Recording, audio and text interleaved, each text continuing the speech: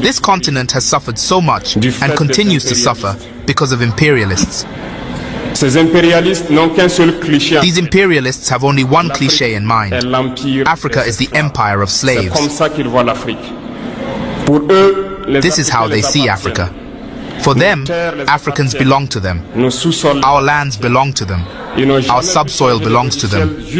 They have never been able to change the logic until today. This is deplorable. But how do they proceed? Unfortunately, it is since the 1960s that these 6,000 acres of independence have been given to Africa. They have just placed local valets at the head, according to them, of their sub-prefecture to be able to continue to feed them. These local valets, which we are going to call today the slaves of Salon, have other goals. They want to live like the master, to satisfy the master, and to do everything that the master dictates to them. They steal, they plunder our states, they bring everything to the master, and their wealth is kept with the master. They do everything to live like the master and always satisfy him. Do you know who these slaves of Salon are? Well, we are going to explain to you what they are. They are individuals who have no dignity, who have no morals, who have no personality.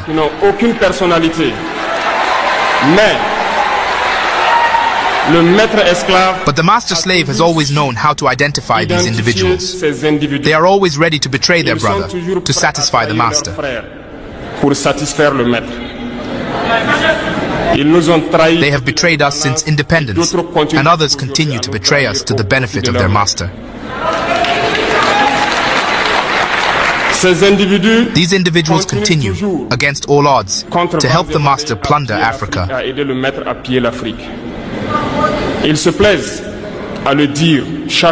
They like to say it every year. In their economic polls, Burkina is the poorest country, Mali is the poorest country, Niger is the poorest country.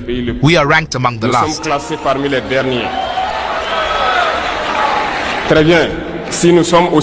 Very well, if we are as poor as they say. But when the time has come to take responsibility, we have asked this master to leave the place. Why don't they want to leave?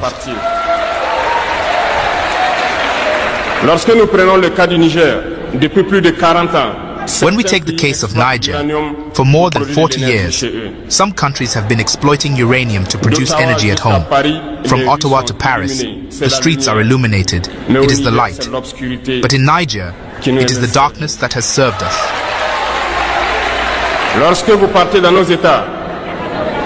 When you go to our states, our soils are full of precious metals, such as gold. But often there is not even the slightest road accessible to reach the areas where they exploit gold, even less certain basic social services. This is why we have decided to revolt and take the fate of our countries into our own hands.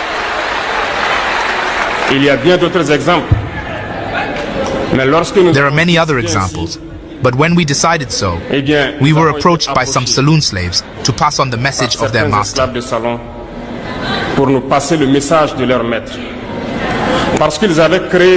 Because they had created this kind of polymer chain that rises to the heads of our states to serve them.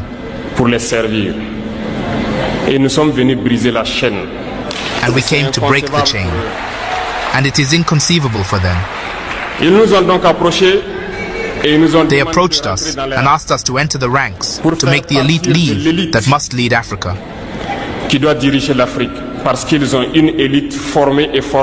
Because they have an elite formed and formatted that must follow, that is embedded in this chain. We refused to enter their ranks. And then the hostilities began.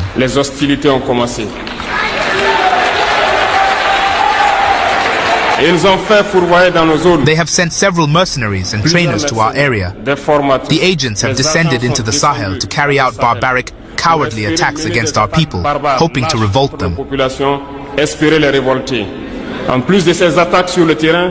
In addition to these attacks on the ground, the attacks on communication, manipulation, and disinformation are full in their ranks. But the people of the Sahel have understood, and we will never be able to be manipulated again. They know where they come from, they know what they are doing, and they know where they are going.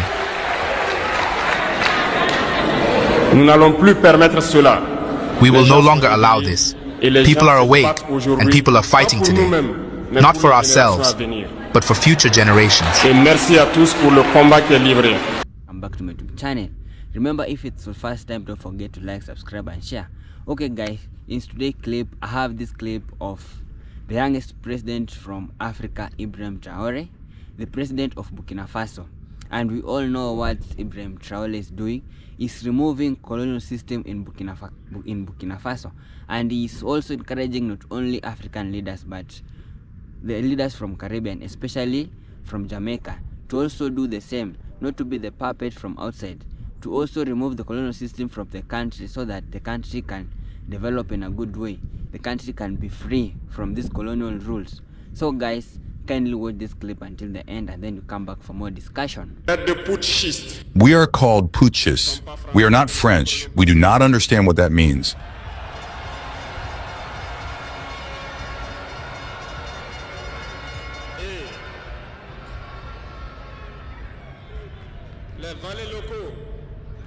And the local people, who surely do not even understand the profound meaning of the word, also call us putschists. Very well, we appropriate it. Over the years, as far as Burkina Faso is concerned, you may have noticed all the bodies have been destructured. No more training, nothing left for the army. They imposed in all our major states, all our schools and all our strategic structures, what they called military councils. When we revolted on September 30th, 2022, the first thing was to find out who these military councils were and where they were. So we were able to identify that the evil was deep. And the first thing was to ask them to leave our army.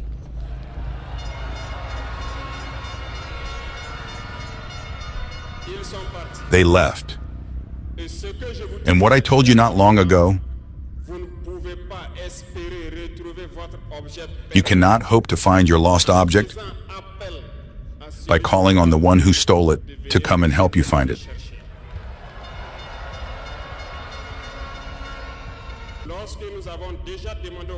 When we asked the military councils to leave, we felt manifestations.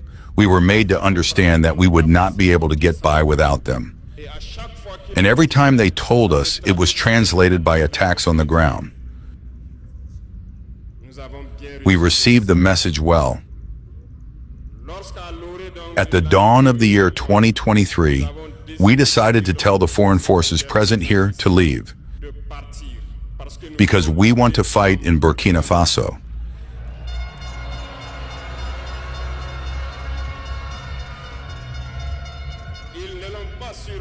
They did not surely appreciate it, but why come and die on our land for us?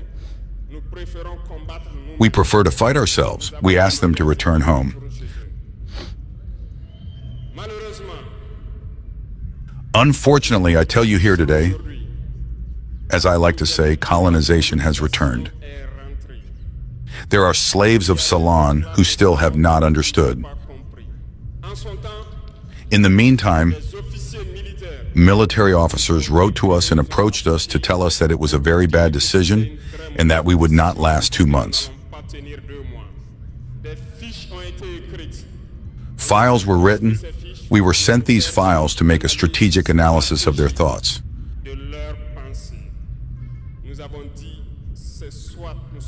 We said either we are sovereign or we remain slaves forever.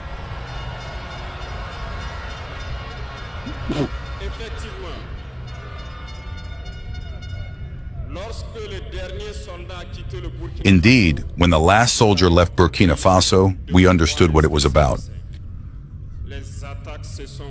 The attacks followed immediately. Dachau, Timnikov, Partiaga, and so on. But what they had forgotten was that the people of Burkina Faso had understood our message.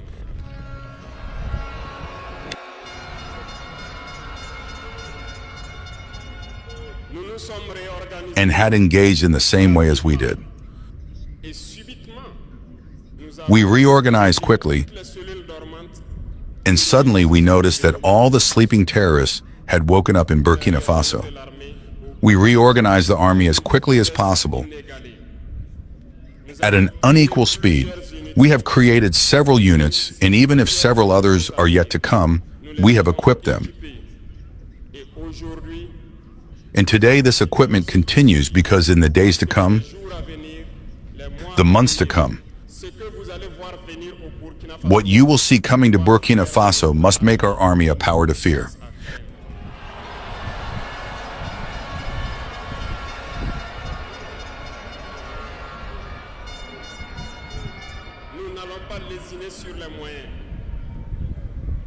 We will not hesitate about the means. We understood that the fight against imperialism will be hard, very hard. But only the hard ones will pass, and the Burkinabés are hard, and we will pass.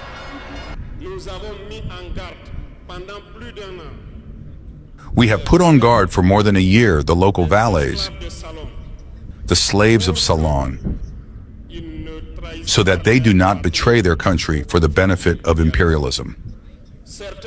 Some have understood and organized themselves. Others have not understood.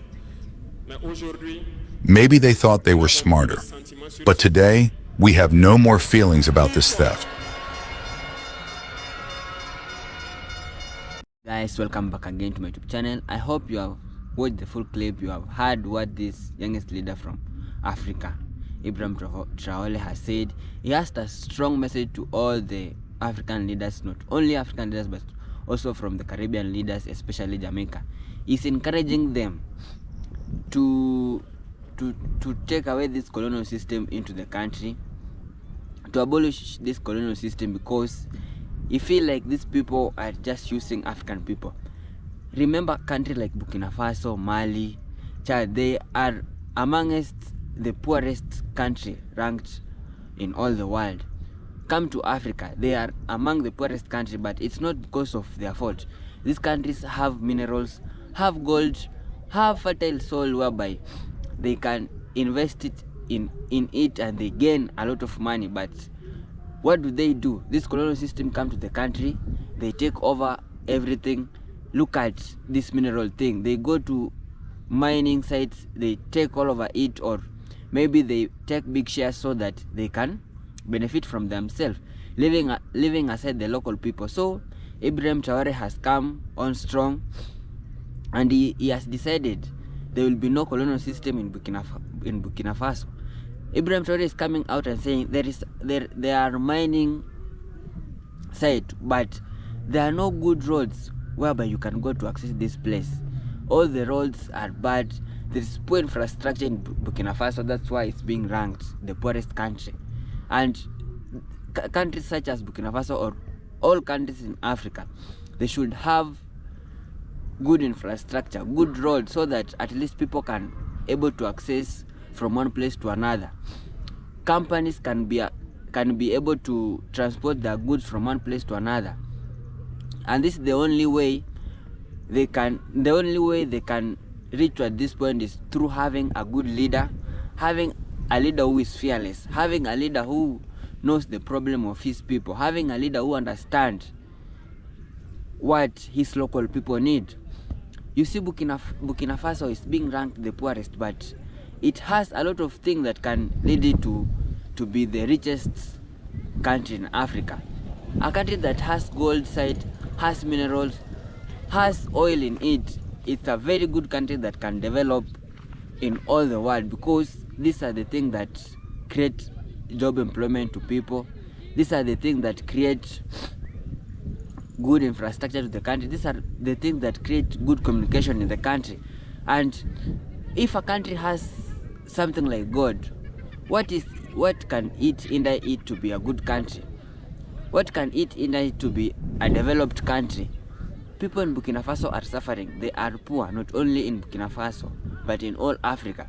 And this is a good thing that African leaders should follow. They should not accept this system, or they should not accept to be perpetual of this colonial system, because these people just take advantage of you. Look at our country like in Kenya. Our leader started increasing taxes, increasing the price of things, and the youth, the Gen Zs came out and they said, no, this is not the way we should run our country. And they came out, they striked until the leader listened to their cry, and the product of the product of things that were being reduced. The financial bill that was being passed, it didn't pass, because the youth came out and they know what this country is going up to, and they came to a sense and they say, no, this is not a good thing. So this is the thing that should apply to all the African leaders, not only African leaders but also the Caribbean leaders. Caribbean leaders should apply the same thing like our young leader of Traole, Ibrahim Traole, especially in Jamaica. A lot of Jamaican people are crying. The government is so corrupt. The government system doesn't hear their prayer. The government system doesn't support them. There is a lot of poor roads, poor infrastructure, poor school, but the leaders are just benefiting themselves. And that's why the Jamaican country want to change their leader. They feel like they are being tired of their leader, because he only listened to foreign people. Look at the people like Chinese. They have taken all the investment in Jamaica. All foreign people have come to Jamaica, they have ruled Jamaica, and the local people are suffering. A lot of outsiders come to Jamaica and they buy the public thing, then turn them into private sectors, whereby the Jamaican people are suffering and they are crying out so that at least the government can hear the prayers. Look at the police of Jamaica and how they arrest people, how they shoot people, how they arrest a lot of people, and yet they are forgetting these are the people who are employing them. They're just protecting the leaders who even can't help them. Their work is just to help these local people of Caribbean country so that the country can be in a good place. So a lot of people have come to their senses, especially a lot of people in Africa. Look at the country like Uganda. The youth of Uganda feel like they are being tired of their leader. Their leader have ruled them for the longest period of time, and their leader is so old. And these leaders, they have felt that they want to change the system. They want a young leader who will understand the problem, who will either develop their country. They started protesting, but a lot of them were being arrested. We don't know what happened to them, but we really pray maybe they are safe. Look at a country like in Nigeria. The youth came out. They were complaining that the system is bad. The government is so corrupt. They started striking. I hope the government system will hear the prayers, and the youth are the one who are suffering. You know, remember when you are a youth in African country, you will suffer a lot, especially when you have reached at the age of 20 to 25 years. You know, this is the age that you should build yourself. You should just start to prepare so that you can have a good family. But in this country, there is a lot of corruption, no jobs. You can go to school, you can go to university, but without connection, there's nowhere you can go. So a lot of youth have come out, they have opened their eyes, and they have seen that these African leaders are just using them. They ain't listening to their prayers. Youth in African countries want job. They want to develop. They want a developed country. They want a country that has good transport system. They want a country that has good communication system, good internet, so that they can be able to access to internet. They can be able to know what's going on outside the world. But a lot of countries, they are being just corrupt. So these youth have come out and they are striking so that the government should be good. And I really like how these youth, or how these Gen Zs are protesting. And it's a good thing the government is hearing their cry. So a lot of African countries should follow the lead of Ibrahim Traore, of how he has done. He has chased away the colonial system in Burkina Faso, because Burkina Faso is a good country. A lot of people in Burkina Faso they don't have electricity in their country, but they all have the things to have or generate their own electricity, not only to depend the electricity from the outside the countries. A lot of Burkina Faso doesn't have jobs. People in Burkina Faso don't have job, but there is a lot of mineral resources. The land in Burkina Faso is so fertile whereby they can plant their own food, have big plantations that can provide employment, build companies so that at least it can go on and improve the infrastructure and develop of the country. Remember, when a country has a good soil or has many companies in the country, it creates a lot of employment, it creates a lot of good transport system. It really has a lot of advantage to the country. So guys, African leaders will urge you, just follow the lead of Ibrahim Traole. Don't accept this colonial system to continue ruling us. Let us not go back into slavery. Slavery things as it's over and it was a long year ago. So let us not go into slavery.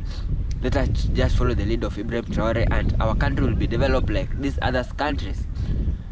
Let us not, when the statistics come and they say the poorest country in the world, all the people say Africa. Africa isn't poor, my friends. Africa is a rich country. African people are good. African people are strong. And I really urge and I really admire African leaders, and African people should come together so that at least they can fight this corruption thing, this colonial things, and we will be far better from this developed country. So guys, thank you for watching this clip. Remember, if you haven't subscribed to the channel, like this clip and share. Let me see you in the next clip.